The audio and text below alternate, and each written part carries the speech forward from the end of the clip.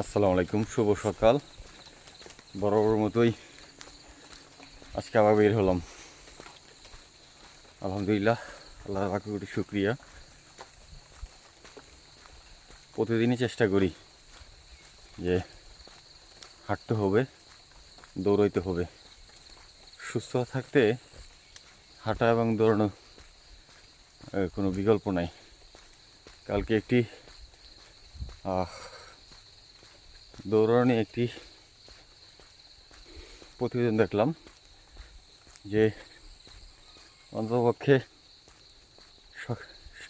দিনের শুরুতে 10 মিনিট দৌড়ালে মস্তিষ্কের রক্ত চলাচল বৃদ্ধি পায়। আর যদি এই রক্ত চলাচল বৃদ্ধি পায়, দেখা যাবে যে ঘুম ভালো আসবে এবং ব্রেন সার্কুলেশন, যে আপনি অনেকে আছেন মনের একটা কথা মনে রাখতে পারেন না, ভুলে যান, ব্রেনের সার্কুলেশনটা খুব ভালো কাজ করবে, হার্টের জন্য খুব ভালো কাজ করে, টেস্টোস্টেরন হরমোনের জন্য খুব ভালো কাজ করে। অর্থাৎ শারীরিক এক্সট্রা যেই বিষাক্ত পদার্থ এগুলো বের হতে সাহায্য করে। সেই জন্যে আসলে দৌড়ানোর কোনো বিকল্প নাই। আপনি কোনটা ভালোবাসেন, দৌড়ানো না হাঁটা বা সাইকেলিংও দেখলাম অনেক একই, খুব কাছাকাছি, তবে দৌড়ানোটা একটু বেশি। তো সাইকেলিংটাও ওইটাই অনেক ভালো। সাইকেলিং করতে পারেন সকালবেলা। সাইকেলিংয়ের উপরেও অনেক ইয়ে আছে, আপনার শরীরের এনার্জির সাথে সাইকেলিংয়ের সম্পর্ক রয়েছে। আমরা আসলে অনেকে অনেক কথা বলে, এই যে ভিডিওগুলো ফেসবুকে কেন দিই, নিজে দৌড়াচ্ছি বা ফেসবুকে কেন দিচ্ছি, আসলে অনেকে যারা নেগেটিভ চিন্তা করেন তাদের উদ্দেশ্যেই দেওয়া আসলে। আর আমি কেন দেই, যে আমি নিজে এম রেখেছি যে আমি ডেইলি দৌড়াবো এবং একটা পোস্ট করব, যাতে পরের দিন কী করলাম এটা আমি দেখতে পারি, যে আগামী দিন আবার শুরু করতে পারবো। এবং যদি দেখা গেছে আমি একটা ভিডিও করলাম, ভিডিওর পাশাপাশি যদি এই ভিডিওটা দেখে আপনারাও যদি একটু উৎসাহ পান, আসেন একসাথে, সেটাই উদ্দেশ্য।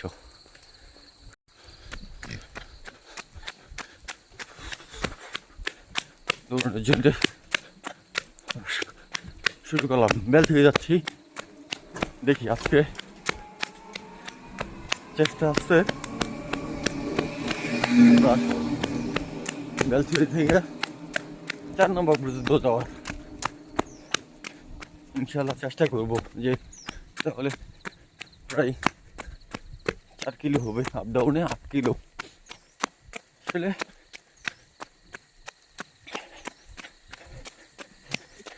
সারাদিন আমরা কত ব্যস্ত থাকি, এই সময়টা যদি আমরা নিজেকে দিই, সারাদিন মনটা রিফ্রেশ থাকবে।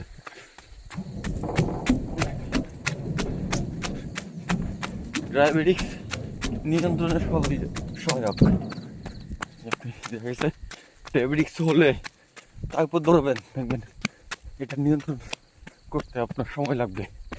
তার আগে যদি আপনি এভাবে এক্সারসাইজ করে বা দৌড়ান, ডায়াবেটিক্স নিয়ন্ত্রণ থাকবে। পাকস্থলীতে বিষক্রিয়া যে থাকে, হজম শক্তি ভালো কাজ করে, এবং অনেকের ঘুম হয় না, ভালো ঘুম হয় না, ঘুমের ওষুধ খান। নিয়মিত ব্যায়াম করতে পারেন, ভালো ঘুম হবে। ভালো ঘুম হতে ব্যায়ামের বিকল্প নাই। তো সকালবেলা 20 থেকে 30 মিনিট সময় দেবেন।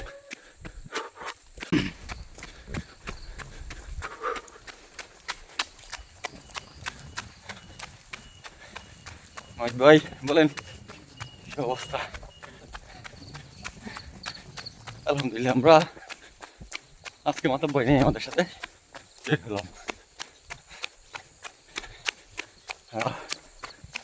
দৌড়ানোর উপকারিতা সম্বন্ধে যদি বলা হয়, হাজারটা বলেও শেষ করা যাবে না। হচ্ছে যে আগে বলেছিলাম যে ব্রেনের রক্ত চলাচল বৃদ্ধি পায়, যে রক্ত চলাচল যদি বৃদ্ধি পায়, স্ট্রোক জড়িত যে সমস্যা এটা থেকে দ্রুত মুক্তি হওয়া সম্ভব। তাই আপনার দৈনন্দিন কিছুটা সময় এভাবে দৌড়ানো উচিত। পাশাপাশি যাদের ঘুম কম তারা নিয়মিত দৌড়াতে পারেন এবং হজম শক্তি বৃদ্ধিতে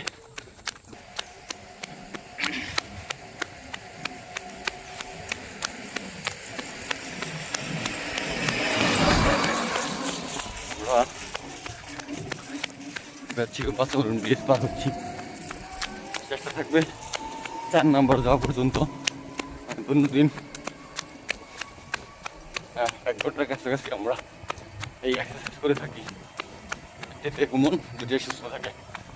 অর্থাৎ ডাক্তার বলার আগে আমরা প্রিপারেশন নিচ্ছি যে আমাদের শরীর যাতে ফিট থাকে, আমরা যাতে ওষুধের কাছে নিয়মিত যেতে না হয়। আমাদের কাছে হার মানে ওই দিন এক ভাই থেকে শুনলাম সে সকালবেলা 7 থেকে 8টা ওষুধ খায়, বিকালবেলাও ঠিক 7 থেকে 8টা ওষুধ খায়। তার ডায়াবেটিস, কোলেস্টেরল, উচ্চ রক্তচাপ সহ বিভিন্ন রোগে আক্রান্ত। চিন্তা করা যায়। তাই আমরা ডাক্তার যাতে না বলতাম, ডাক্তারের সাথে ডাক্তার জোর করে দৌড়ানোর জন্যে রাস্তায় না পাঠায়, তার আগে আপনি দৌড়াতে থাকুন। দেহ মন সুস্থ রাখতে হলে আপনার দৌড়ানোর বিকল্প নাই। হ্যাঁ মাহিদ ভাই বলেন।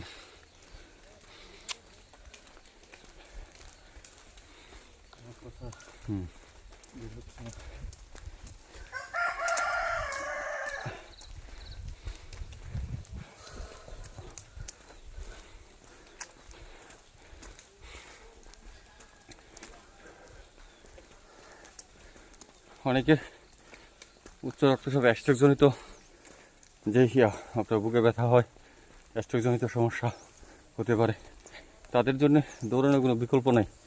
দেখা গেছে এটা অনেকখান অংশে। তাহলে আপনি বসে থাকবেন কেন?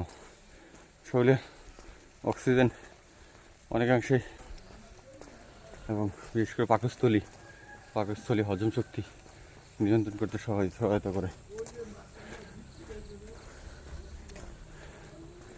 অনেকে অনেক কথা বলবে ল্যাপের নিচে শুয়ে শুয়ে, যে এভাবে দৌড় দাও, এভাবে হাঁটো।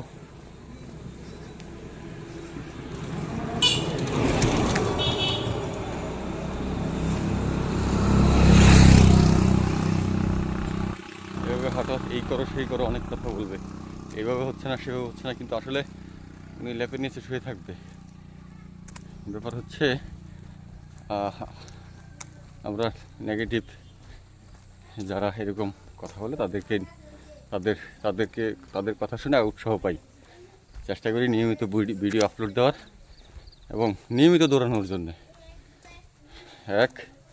ভিডিও আপলোড দেওয়ার উদ্দেশ্য হচ্ছে যে আমরা কত কিলোমিটার বা কীভাবে দৌড়ালাম এটা আমরা দেখি, পরের দিন যাতে আবার আমরা ইন্সপায়ার হয়ে আবার আমরা দৌড়াতে পারি এবং হাঁটাচলা করতে পারি। এভাবে কিছুক্ষণ দৌড়ানো, আবার কিছুক্ষণ নর্মালি হাঁটা না, খুব ভালো গতিতে আমরা হেঁটে থাকি। ওকে,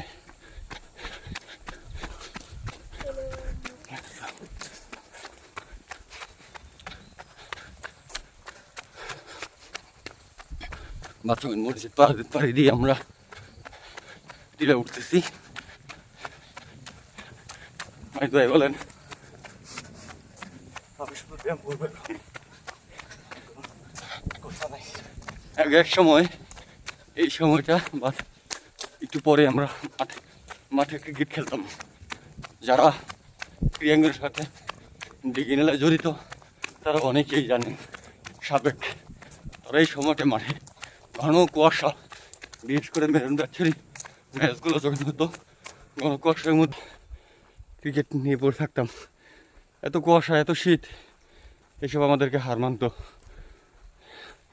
আর এখন সেই সময়টা হয়ে আসে না, বা সেই খেলার জন্যে নিজেকেও উপযুক্ত বলে মনে করি না। কিন্তু